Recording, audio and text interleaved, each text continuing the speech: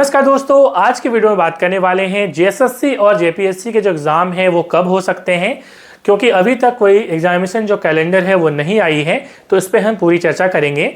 साथ ही साथ आप किसी भी गवर्नमेंट एग्जाम की तैयारी कर रहे हैं, चाहे सेंट्रल गवर्नमेंट की हो, स्टेट गवर्नमेंट की हो, झारखंड की हो, तो आपको किन बातों का ध्यान रखना है ताकि किसी भी एग्ज़ाम को आप क्रैक कर सकते हैं। क्योंकि मैंने खुद बहुत सारे गवर्नमेंट एग्ज़ाम की जो है तैयारी की है, मैंने गवर्नमेंट एग्ज़ाम निकाले हैं बहुत सारे। तो मैं अपनी जो ओपिनियन है, ऑब्जर्वेशन है, बिल्कुल प्रैक्टिकल ऑब्जर्वेशन, उसको जो है मैं यहाँ पे शेयर करने वाला हूँ। तो ये कोई मोटिवेशनल वीडियो नहीं है, क्योंकि मोटिवेशन आप एक बार देखेंगे वीडियो, दो बार देखेंगे, उससे कुछ नहीं होने वाला है। मोटिवेशन तभी आएगी यदि आपके कंधों में जिम्मेदारी है, तो मोटिवेशन अपने आप आ जाती है।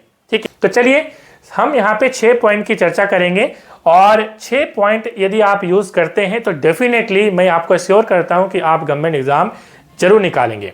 सबसे पहले आपको करना है सिलेक्ट द एग्जाम। एग्जाम को सिलेक्ट करना है, ठीक है, कि आप कौन से गवर्नमेंट एग्जाम की या कौन से एग्जाम की आप तैयारी करना चाहते हैं, एग्जाम देना चाहते हैं। ठीक है, आप एग्जाम को सिलेक्ट कैसे करेंगे?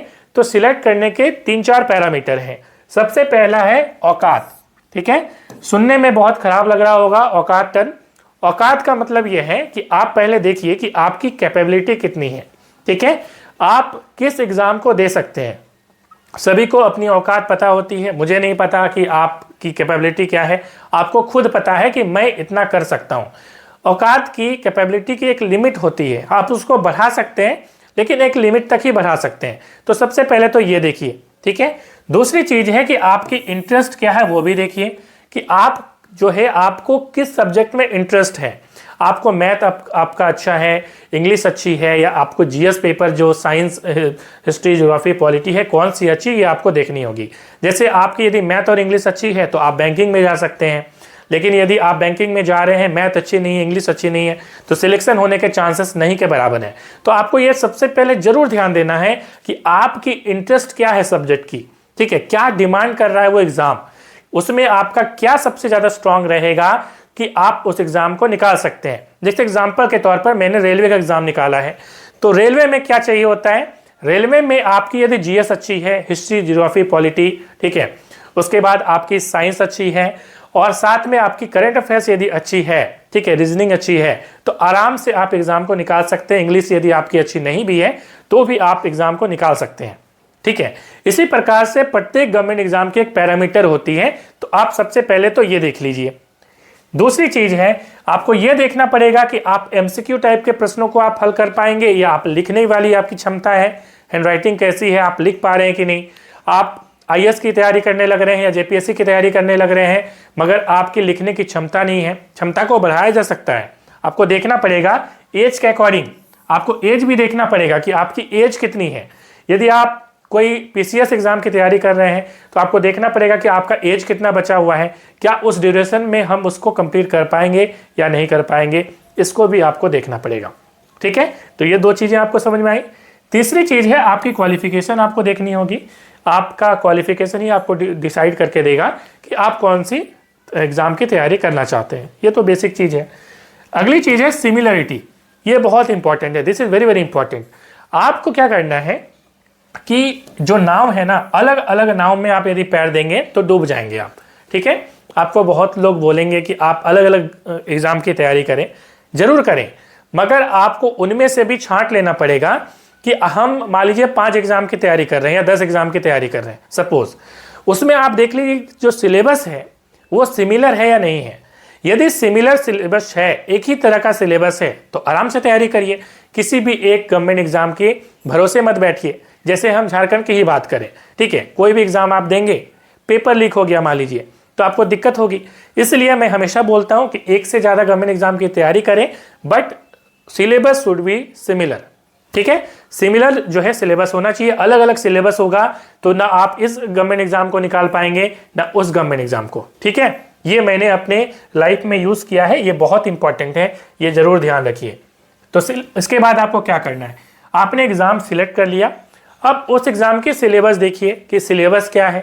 ठीक है, उससे बहुत चीज आइडिया लगेगा आपको कि आपको क्या पढ़ना है और आप कर पाएंगे या नहीं कर पाएंगे, ये भी आप उसे डिसाइड कर पाएंगे। तो सिलेबस आप जो है देखिए, उसका हो सके तो प्रिंट आउट निकाल लीजिए और इसके बाद आपको क्या करना है, आपको करना है बुक लिस्ट।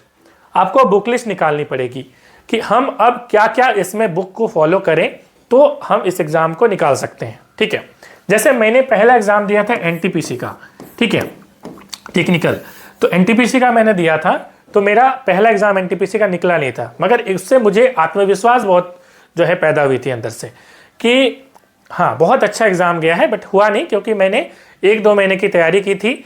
जस्ट मेरा एक जॉब था, प्राइवेट जॉब में पकड़ लिया था क्योंकि कॉलेज से प्लेसमेंट हो गई थी हरियाणा में। ठीक है, तो इसलिए मेरे पास समय नहीं मिला। ठीक है, इसलिए उस एग्ज़ाम में नहीं हुआ मेरा। तो इससे मुझे क्या मिला, एक मोटिवेशन मिला। मगर एक चीज़ मैंने ये भी नोटिस किया कि मैंने उसकी सिलेबस नहीं देखी थी, ये एक बहुत बड़ी प्रॉब्लम थी। तो मुझसे ये गलती हुई और मुझे बाद में ये रियलाइज़ हुआ नहीं, मुझे सिलेबस देखना पड़ेगा। तो इसको आप ज़रूर देखिए। अगली चीज़ है PYQ, प्रीवियस ईयर क्वेश्चंस। ठीक है, तो पूर्व जो विगत वर्षों के जो भी प्रश्न आए हुए हैं वो आपको देखने हैं, मगर देखना कैसा है, ऐसा नहीं कि प्रीवियस ईयर को ही सॉल्व करने स्टार्ट कर दीजिए, नहीं। सिलेबस देखने के बाद प्रीवियस ईयर को तुरंत सॉल्व नहीं करिए, आप एक ओवरव्यू ले लीजिए कि हाँ ये सवाल पूछे जा रहे हैं, आपको एक आइडिया लगेगा। इसमें 1 या 2 दिन का यूज़ करिए, उससे ज़्यादा नहीं। क्यों? क्योंकि आप यदि प्रीवियस ईयर को डायरेक्टली बनाएंगे, आपने सिलेबस पढ़ी नहीं है, तो आपको एक तो आपका समय वेस्ट होगा और आप डिमोटिवेट भी होंगे। ठीक है, तो आपको सबसे पहले क्या करना है, सिलेबस देखना है, बुक लिस्ट देखनी है और सिलेबस को कंप्लीट करना है। उसके बाद जो है PYQ जो प्रीवियस ईयर के प्रश्न है, उसके बाद जब सिलेबस आपने कंप्लीट कर लिया, फिर आप PYQ को बनाना स्टार्ट करिए, प्रैक्टिस करना स्टार्ट करिए। ये प्रैक्टिस जो है आप बुक से भी कर सकते हैं या टेस्ट सीरीज वगैरह आप कहीं भी आपने ज्वाइन किया है, जैसे एनालाइज फॉर ऐप में टेस्ट सीरीज फ्री वगैरह चल रही है, आप जाके ज्वाइन कर सकते हैं। मैंने अपना ऐड चला लिया, ठीक है, तो आप ज़रूर उसको डाउनलोड कर सकते हैं, फ्री में झारखंड जीके की टेस्ट है और ये बहुत सारी क्लासेस वगैरह चलती हैं। खैर, ये आप खुद का भी कर सकते हैं। ठीक है, मैं हमेशा बोलता हूँ कि अपना हाथ जगन्नाथ। ठीक है, तो आप खुद आप बुक से भी कर सकते हैं, आपकी जो मर्जी। ठीक है, क्योंकि मैंने किसी का प्रैक्टिस सेट नहीं लिया था, मैं मतलब बता रहा हूँ ना, मैंने किसी टीचर से पढ़ा है। ठीक है, टीचर मतलब कि मैंने अपने कॉलेज में टीचर से पढ़ा है, बट बाद में मैंने कोई कोचिंग वगैरह नहीं ली थी। ठीक है, तो आप खुद ज़्यादा मेहनत करिएगा ना, तो आपका सिलेक्शन होने का चांस उतना ही ज़्यादा है। कोचिंग से ये हो जाता है कि आपको मालूम रहता है कि यदि कोई कोचिंग अच्छा पढ़ा रहा है, ठीक है, काम की बात वो कर रहा है, उसका इरादा है कि आपको सिलेक्शन दिलवाना है, तो वो आपको वो सारी चीज़ें बताएगा कि ये चीज़ें एग्ज़ाम के लिए इंपॉर्टेंट है, वो सारी चीज़ें वो कवर करवाता है, उससे जल्दी हो जाता है चीज़। ये चीज़ जो है इंपॉर्टेंट है, तो आपको समझना पड़ेगा कि हम कहाँ पढ़ें। जिनके इरादे नेक हैं, जिन्होंने खुद या तो एग्ज़ाम निकाला हुआ है या तो एक्सपीरियंस है, इरादे नेक है, ये सारी चीज़ें आपको डिसाइड करना पड़ेगा और उन पर विश्वास करना पड़ेगा। अगली चीज़ है पेशेंस एंड कॉन्फिडेंस। देखिए, this is very very important. Patience रखना बहुत ज़रूरी है। आप एग्जामिनेशन हॉल में जाएंगे, ठीक है, और आप जब एग्ज़ाम देंगे तो आपके पास बहुत सारे MCQs मान लीजिए प्रश्न आएंगे। अब आप बहुत लोगों को क्या होता है, हड़बड़ी हो जाती है, ठीक है, कि ये प्रश्न नहीं आ रहा है, ठीक है, या आ रहा है तो हड़बड़ी से जो है गलत कई बार टिक करके आ जाते हैं। तो आपको पेशेंस रखना बहुत ज़रूरी होगा। ठीक है, और ये पेशेंस कब आएगा, जब आप प्रैक्टिस करेंगे ना, तो आपको एक नॉलेज हो जाएगी कि भाई हमें इतना टाइम में जो है करना है। ठीक है, टेस्ट सीरीज का यही फ़ायदा होता है, बस इतना सा फ़ायदा होता है। ठीक है, आपको आइडिया लग जाता है कि हमें इतना जल्दी करना है। ठीक है, और कौन सा करना है, कौन सा नहीं करना है, और आपको क्या करना है, जैसे आपने जो आपको मालूम है कि हाँ ये सही है, आपको सबसे पहले उसको टिक कर देना है। हो गया। अब आपको लग रहा है कि ये हो सकता है हमसे, ठीक है, और होने की संभावना भी देखनी होगी। हो सकता है का मतलब ये नहीं कि 50, मतलब कि शायद कोशिश करके देखेंगे। कोशिश मतलब आपके पास चांसेस ज़्यादा है कि हाँ ये मैं कर सकता हूँ, बट ये अभी टाइम ले रहा है, मैं इसको बाद में देखूंगा। ठीक है, तो उन प्रश्नों को आप कहीं भी जो है आप लिख के रखिए, मतलब कि ये क्वेश्चन नंबर, और उसको बाद में फिर ट्राई करिए। और बाद में जब आप ट्राई करेंगे तो एक साथ में ऐसा नहीं कि हम सभी करने की कोशिश करने लगे और गलत करके आ जाए कि यहाँ पे ये वाला, अच्छा चलो इसको ये वाला आंख बूंद के 4 ऑप्शन है।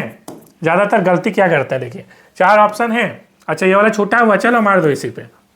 यदि नेगेटिव मार्किंग होगी तो चांसेस है आपके मार्क्स कट जाएंगे, चांसेस ज़्यादा है कि गलती होने के चांसेस बहुत ज़्यादा हो जाते हैं। तो ये नहीं करना।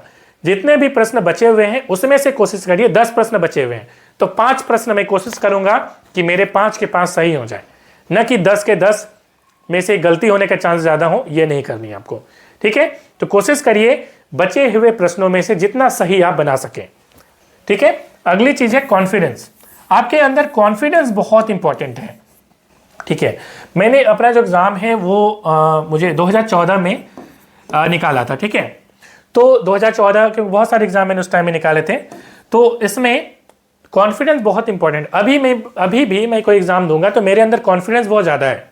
ठीक है, और वो कॉन्फिडेंस आती है नॉलेज से।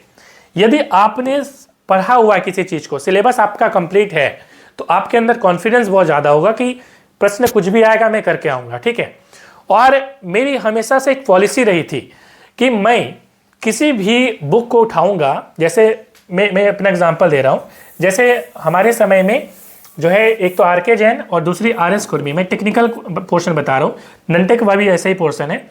तो मेरा दिमाग में था कि एक दिन में इसमें जितने भी चैप्टर्स हैं मैं पलट डाल सकता हूँ। ठीक है, मैंने इतने उसके रिविजन्स किए थे। तो कहने का मतलब है, आपको बोलने का तात्पर्य है रिविजन, ये बहुत इंपॉर्टेंट है। आप किसी भी चैप्टर को ज़्यादा से ज़्यादा रिवाइज करें। ऐसा नहीं कि आपने 10 बुक मॉडर्न हिस्ट्री के खरीद के ले आए, उससे सफलता नहीं मिलेगी। आप एक अच्छी बुक लाइए और उसी को 10 बार पढ़िए, ना कि अलग अलग बुक को एक एक करके उठा के पढ़ें, ये फ़ायदा नहीं करेगा। तो रिवीजन आप करिएगा जितना, उसी से आपको फ़ायदा होगा। ठीक है, तो ये एक अंतिम जो है यहाँ पे टिप्स है, और उम्मीद करते हैं कि आपको ये जरूर आगे सफल बनाएगा। कोई भी सवाल हो कमेंट करके पूछिएगा। मिलते हैं नेक्स्ट वीडियो में। जोहार झारखंड।